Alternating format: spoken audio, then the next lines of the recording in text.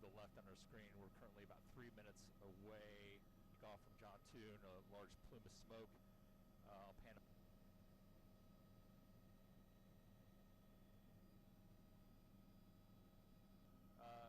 Munitions plant near the Humphreys County line. We are following breaking news. Rescue teams are responding to an explosion. Look at this.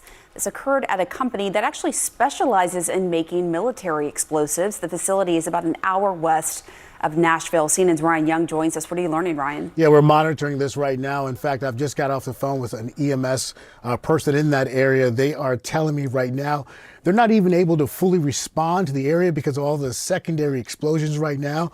They have more than 10 fire trucks on scene, more than 4 ambulances. We've also been told that no one has been transported from the site right now.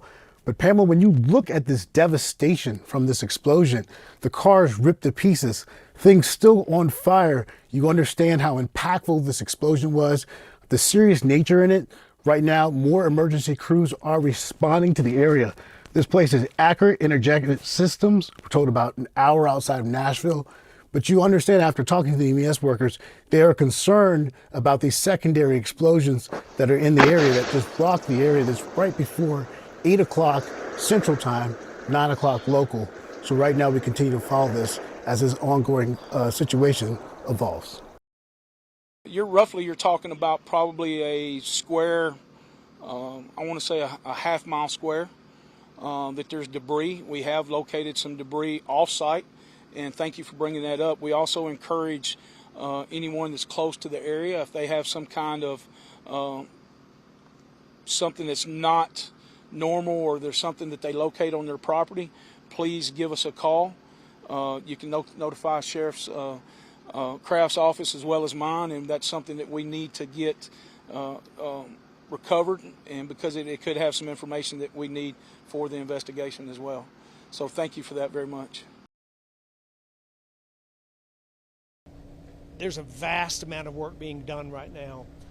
The ATF will work for months if it takes. As one of the questions I asked them is, how long will this take? And what the response was, as long as it takes. That's how long it will take. We will work until there is no work left to be done to try and find the answers that need to be found. Right now, there's still a live scene. They're still investigating explosives that may be on the site that need to be detonated, that need to be recovered. So that is happening. At the same time, there's an investigation into trying to identify victims themselves, and then there will be an investigation into the cause of what actually happened. I was reached out to on the day of the incident from the federal government, cabinet position levels, multiple governors across the country that reached out to me. So the nation has seen this tragedy, and they've been incredibly responsive. And what's all the way down to the local community, the response has been tremendous. I actually toured this facility 5 years ago, and with the employees. They had a jobs announcement, they had an expansion, and so we were here 5 years ago, and to fly over it today and see that, very heartbreaking. We're in an investigative type situation, and can I say we're going to rule out foul play? We can't answer that. That might be days or weeks or months before we can do that. And it's like I've said every time before, we have one shot at this, and we're going to take our time to make sure that we do the very best for our people and those victims involved. At some point in time, we've got to rip off the Band-Aid. Can I tell you, and I alluded to it yesterday, it's not like working a accident. It's not like working a tornado. We're dealing with explosions. And I would say at this time we're dealing with remains. We found out this morning some changes in the safety protocol and what we're having to deal with, and it's like we were already going slow, and now we're slowing things down even more, just for safety for everybody. We've already taken plans to prepare to take care of our loved ones and our families even more. What I mean by that, on both of our school systems, our school directors have already started preparing for counseling.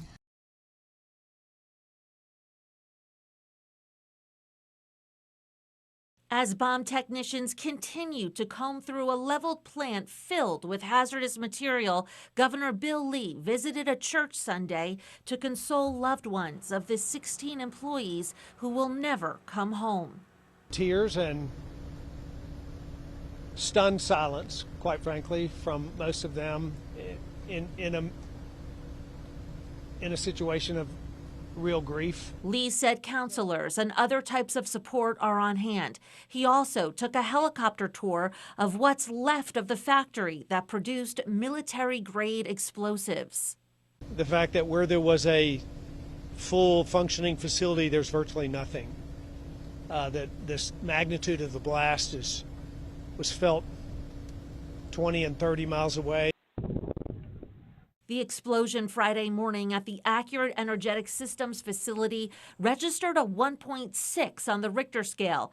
Agents from ATF, TBI, and local sheriff's offices stressed how bomb and chemical experts must clear the site foot by foot, pinpointing and dismantling any live explosives.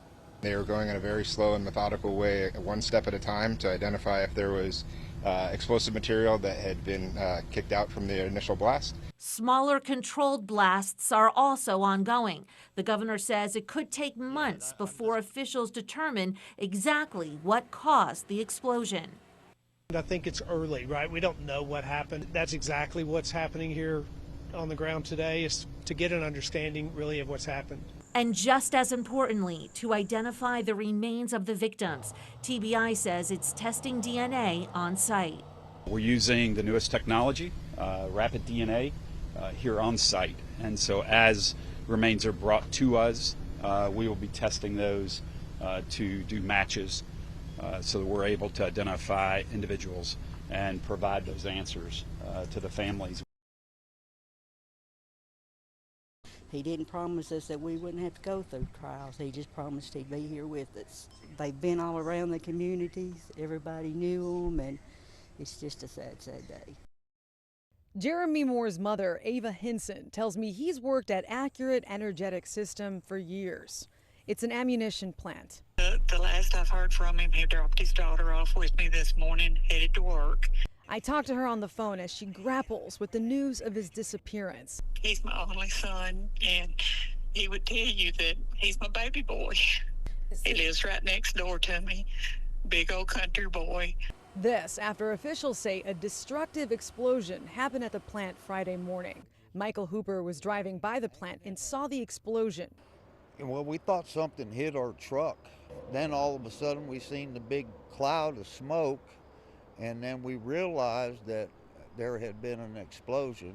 He tells me his friend was there at the time. I heard that he might be dead or he was killed. Officials did not confirm how many people were killed, only that 19 people are missing. In the meantime, friends and family are praying for the best. It's unbelievable. It's the not knowing, you know, I don't want to hear bad news, but I'd almost feel better if I knew.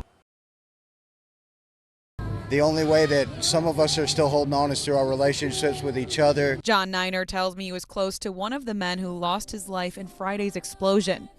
John says the victim had counseled him at a nearby church in Waverly. Or every month that we had our men's ministry cook breakfast for everybody, he'd come up on the center and spend time with the guys. Many coworkers of the 16 victims were in the crowd tonight, but employees at Accurate Energetic Systems told me it was too soon to speak on camera, saying they're still in shock.